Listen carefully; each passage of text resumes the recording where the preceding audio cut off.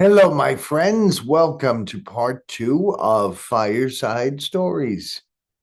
I'm Pastor Mark of the Community Church in Glen Rock, and we are talking about how to have Jesus in our lives.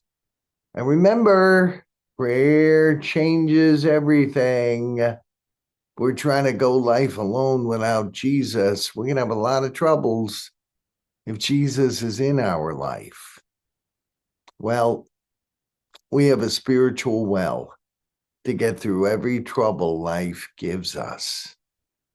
Today, I'm going to be talking about a synagogue. I bet you know what a synagogue is. Of course, you do. Synagogue is where Jewish folks worship. And this synagogue is photographed by Mahad Mahagudi. I got it from Unsplash. Jesus went into a synagogue. Not long after he changed water into wine, he went into a synagogue and he stood up and he started reading from the old prophet Isaiah. And he talked about what is required of godly people, what Messiah would be doing. He'd be unbinding people in bondage, be restoring sight to the blind. He would be helping the lame walk. Are we doing those things? Are those things we want to do?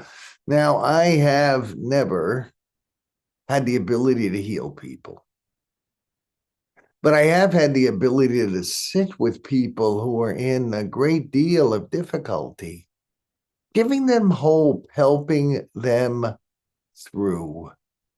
That's my way of doing what Jesus said we should be doing.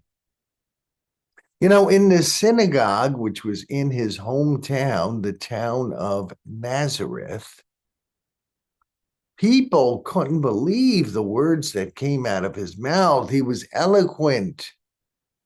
He was speaking so beautifully. They said, "Didn't this kid grow up here? Isn't he a carpenter's son? How can he possibly be speaking so well, so eloquently?" You know, we all get that sometimes where people tend to minimize us when we want to do the right thing, when we want to be kind to the poor and help people out of their bondage, help out the blind and the lame. People say, "Who the heck do they think they are? Who do you think you are? You think you're so good and righteous?" Sometimes people minimize our good intentions, but that's no reason to stop with good intentions. You know, sometimes it's annoying to take care of folks in need.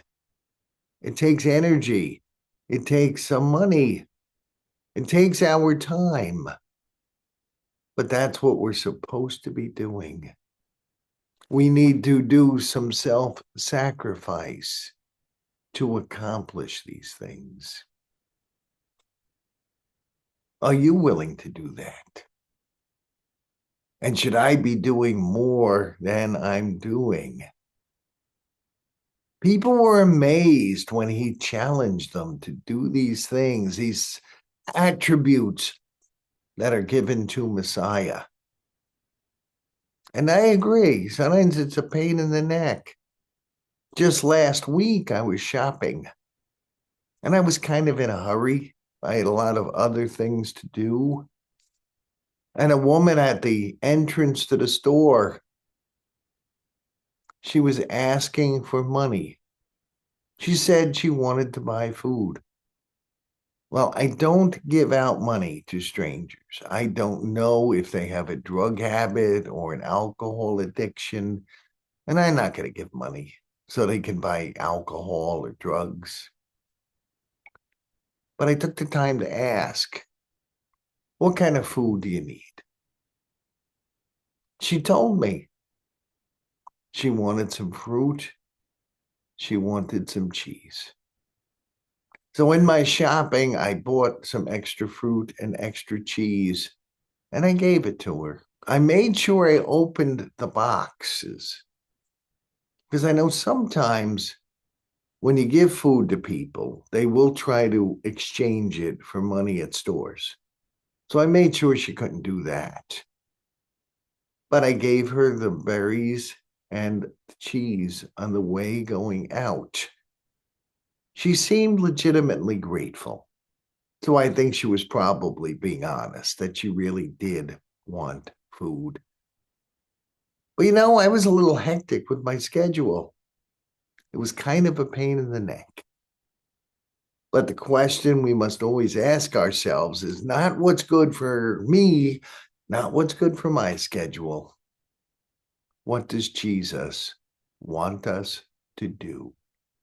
I feel badly. I could probably do more for people. I hope you'll join me. I hope you will.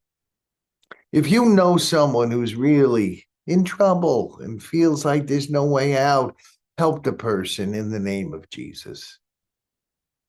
Help feed the poor in the name of Jesus. Every morning ask, what does Jesus want me to do? Pray continually, because prayer does change everything. And prayer helps us to know what Jesus wants us to do. And that is our fireplace story for today, for this week. I thank you for listening. If you've listened to the end of this, please like, share, and comment. Invite others to come and view these videos. I really want more people to be watching these, and I hope they'll be blessed by them.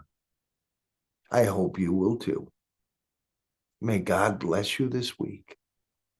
Pray daily.